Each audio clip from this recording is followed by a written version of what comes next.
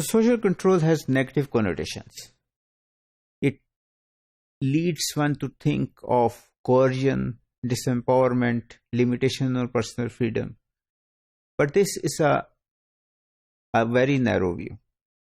Social control, for example, also includes controls or restrictions on smoking, which is not only good for the individual who is smoking, but also for the society and for other people who are close or nearby and are inhaling secondhand smoke.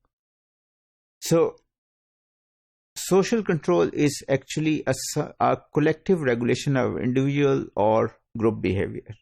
And some scholars, analysts have argued, but that it's not only necessary for the survival of society, but highly desirable.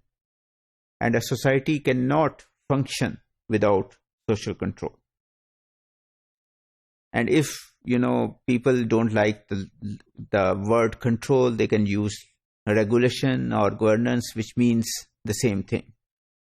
So you have to regulate the group behavior, you have to govern the social behavior, only then a society can survive.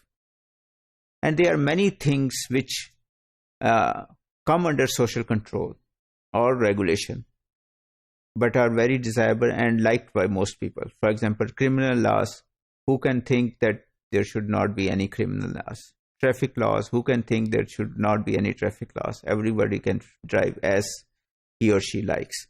Vaccination, child rights, environmental standards. These are the things which everybody likes, but they are part of the social control. When we think of social control, we don't think of these things, but these are also part of social control. Taxation. Why taxation is required? Why rich people have to pay taxes? These are required to reduce inequality, which is again a social control. So, inequality, of course, it is not good because it leads to violence. Social control is actually the difference between ordered and disordered society. And social order is required, and it's usually rule bound. But we have to now decide how much social control. So one extreme example is that of Singapore, where people have few social and political and civil rights. There are strict penalties even related to dress, chewing gum, hairstyles, throwing litter.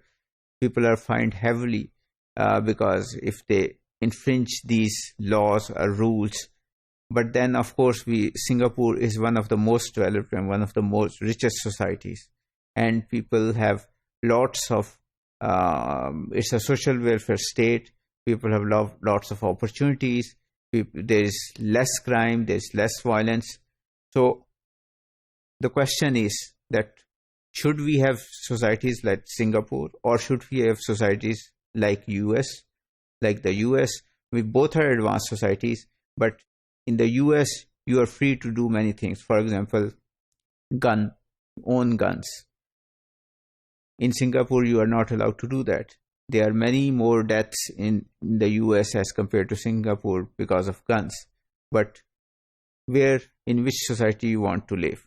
You want to live free without social control in the US, or you want to be restricted with more social control in Singapore? So this is which different societies, individuals and groups have to decide for themselves. Thank you.